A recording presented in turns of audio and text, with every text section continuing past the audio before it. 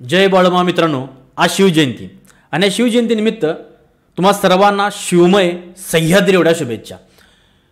आपण एक ट्रेडर आहे आणि छत्रपती शिवाजी महाराजांचं जे जीवन आहे, जीवनाचं जे चरित्र आहे, तो प्रत्येक क्षणापासून प्रत्येक माणसाने काहीतरी शिकलं पाहिजे आणि शिकता येते, असं छत्रपती शिवाजी महाराजांचं जीवन आहे। तर ॲज अ ट्रेडर म्हणून आपण त्यांच्याकडून काय शिकू शकतो हा मी विचार केला, किंवा छत्रपती शिवाजी महाराजांच्या आयुष्यातले असे काही प्रसंग आहेत का की जे ट्रेडर म्हणून मला त्याकडे बघितल्यानंतर एक प्रेरणा मिळेल। तर निश्चितच मला 2-3 प्रसंग असे आठवले किंवा 2-3 प्रसंग मला असे जाणवले की त्यातून एक ट्रेडर म्हणून आपण काहीतरी शिकू शकतो आणि ते प्रसंग मी तुमच्याबरोबर आता इथे शेअर करणार आहे। नक्कीच आहे का तुम्हाला सुद्धा त्यातून प्रेरणा मिळेल आणि खरंच आयुष्यात आपण देखील आपलं संघर्ष खूप छोटा आहे, हो काहीच नाही, संघर्ष नाहीच आहे, मुळात खूप छोटा आहे। आपण यातून नक्कीच किमान स्वतःसाठी तर आपलं एक आयुष्य उभं करू शकतो। मुळात सगळ्यात सोपं वाटणारं क्षेत्र म्हणजे ट्रेडिंग आहे, पण जगात सगळ्यात अवघड क्षेत्र कुठलं असेल तर ते ट्रेडिंग आहे। सगळं दुनिया कशाला नावं ठेवत असेल तर ते ट्रेडिंग आहे, पण तरीही धाडसानं आपण त्यामध्ये आलोय, कारण की आपल्याला इतकं माहिती आहे की मला यातून काहीतरी मिळेल आणि मला यातून माझं आयुष्य उभा करायचं आहे। तर हा मुद्दा बाजूला, ट्रेडिंगमध्ये आल्यानंतर पहिले 3-4 वर्ष भयानक हालाकीचे जात असतात, इतके हालाकीचे की अगदी डोळ्यातनं पाणी येते, माणूस रडतंय, रात्र रडतंय, पण कोणाला दुःख सांगू शकत नाही आणि कोणाशी शेअर करू शकत नाही। ह्या दुःखातून जो कोण उभा राहिला तो निश्चितच त्यानंतर आयुष्य उभा राहतो। तर छत्रपती शिवाजी महाराजांच्या आयुष्यातले असे प्रसंग आहेत की एक ट्रेडर म्हणून आपल्याला त्यातून प्रेरणा मिळते। तर ते कोणते? ट्रेडरचा सगळ्यात मोठा प्रॉब्लेम काय माहिती आहे का? कॅपिटल वाईपआउटचा। म्हणजे एक भीती कायम असते की जर माझ्याकडचा पैसा संपला तर मी काय करायचं, जर माझ्याकडचे पैसे सगळे संपले तर मी काय करू, माझं कॅपिटल वाईपआउट झालं तर मी काय करू, माझं कॅपिटल संपलं तर मी काय करू। आणि तशी परिस्थिती येते की तुम्ही शिकण्याच्या ह्या भरामध्ये, शिकण्याच्या ह्या कालावधीमध्ये 100% कॅपिटल वाईपआउट होतं, कॅपिटल संपतं, झिरो होतो। मग त्यानंतर माणूस खचून जातोय, असं वाटतं की आयुष्यातलं सगळं संपलं, मी रस्त्यावर आलो आणि आता मी काय करू शकत नाही आणि आता मी काय करू असा प्रश्न पडतोय। त्यानंतर जर तो हिमतीवाला असला तर उभा राहील, नाहीतर त्यात खचून गेला तर कायम जाणार। पण यावेळी छत्रपती शिवाजी महाराज यांच्या आयुष्यातला एक प्रसंग आहे, तो जर तुम्हाला सांगितला तर तुम्हाला कळेल की नेमकं उभा राहणं म्हणजे काय असतं। 1665ला पुरंदरचा तह झाला, 1665ला पुरंदरचा तह झाला आणि ह्या तहामध्ये महाराजांनी 23 किल्ले गमावले।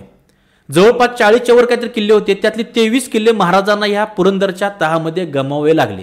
त्यावेळी काय झालं, त्यावेळी बऱ्याच जणांना असं वाटलं असेल की आता स्वराज्य संपला, आता काय स्वराज्य पुन्हा उभा राहत नाही, आता स्वराज्य होणं शक्यच नाही। पण एकच महापुरुष असा होता की त्यांना माहीत होतं की कितीही काय झालं तर स्वराज्य पुन्हा उभा राहणार आणि इथं भगवा पताका लहरणार, कारण की त्यांचा स्वतःवरती आणि स्वतःच्या बुद्धिमत्तेवरती विश्वास होता आणि ती व्यक्ती म्हणजे स्वतः छत्रपती शिवाजी महाराज। त्यांनी त्यानंतर 1665 ते 1670 पर्यंत हे 5 वर्ष स्वतःवर काम केलं, सैन्यावरती काम केलं, किल्ले बांधणीवरती काम केलं, सैन्य उभा केलं, ताकद मिळवली आणि त्यानंतर 1670 साली पहिल्यांदा काबीज केला, तो म्हणजे सिंहगड। वीर तानाजी मालुसरे यांच्या नेतृत्वाखाली आपण सिंहगड काबीज केला आणि त्यानंतर मित्रांनो 1674 पर्यंत जवळपास 240 पेक्षा जास्त किल्ले महाराजांनी आपल्या आधिपत्याखाली आणले। जो काय ज्या महापुरुषाकडे फक्त 23 किल्ले, काहीतरी 40 किल्ल्याच्या वर किल्ले होते आणि 23 किल्ले तहात गेले होते, त्यानंतर फक्त 7-8 वर्षाच्या कालावधीमध्ये या अवघ्या महाराष्ट्रात नव्हे तर भारत देशामध्ये जवळजवळ 240 पेक्षा जास्त किल्ले एका टप्प्यात आपल्या आधिपत्याखाली आणले। ही आहे महाराजांची ताकद आणि स्वतःचा विश्वास। मला हेच यातून सांगायचं आहे, जर कॅपिटल संपलं, कॅपिटल उडलं, आता मी रस्त्यावर आलो म्हणण्यापेक्षा त्यानंतर आपलं काय चुकते बघितलं पाहिजे, माझं काय चुकते काय, त्या चुकांवरती काम केलं पाहिजे, स्वतःच्या स्ट्रॅटेजी, स्वतःचा मार्केटचा अभ्यास हा टिचून केला पाहिजे, स्वतःवरती काम करून स्वतःला वेळ दिला पाहिजे। आणि एकदा का काम केलं, एकदा का वेळ दिला, स्वतःची ताकद निर्माण झाली की तुम्हाला कळते की आता मी तयार आहे, आता मी सक्षम आहे आणि तुमचं जेवढं कॅपिटल वाईपआउट झाले ना त्याच्या कितीतरी पट तुम्ही स्वतःच मिळवाल, हा विश्वास ठेवा। आणि विश्वास कोणाकडून मिळते आपल्याला तर छत्रपती शिवाजी महाराज। किती मोठी संकट होती त्यांच्या आयुष्यात आणि काय आहे आपली चिल्लर जिंदगी आहे आपली। त्यांनी या मुघलासारख्या ह्या एवढ्या मोठ्या शत्रूविरुद्ध लढून त्यांनी स्वतःचं स्वराज्य उभा केलं आणि आपल्याला फक्त स्वतःच पुरतं जीवन उभा करता येणार नाही का, हा त्यांच्या आयुष्यातून शिकल्याला किंवा शिकायला मिळत असणारा एक ट्रेडर म्हणून एक पहिला मुद्दा। दुसरा मुद्दा रिस्क मॅनेजमेंट किंवा रणनीती। महाराज कधी सुद्धा का नाही बिनधास्त लढायला जायचं म्हणून जात नव्हते किंवा बिनधास्त युद्ध पुकारत नव्हते।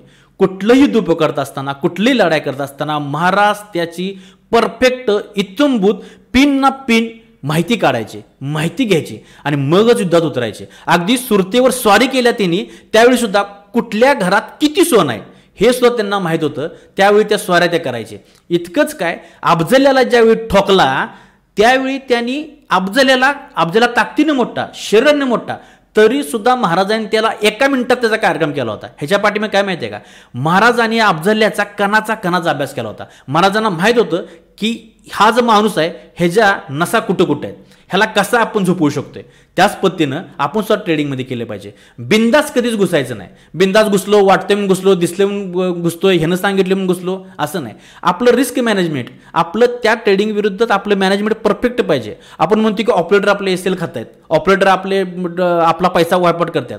अरे तो ऑपरेटरची नस आपल्याला कळली पाहिजे. ऑपरेटर जर आपला अफजल्ले असेल तर त्याची नस कळली पाहिजे. आणि एकदा कधी कळली त्यांना झोपवणं अवघड नाही, फक्त वेळ लागेल पण झोपवू नक्की.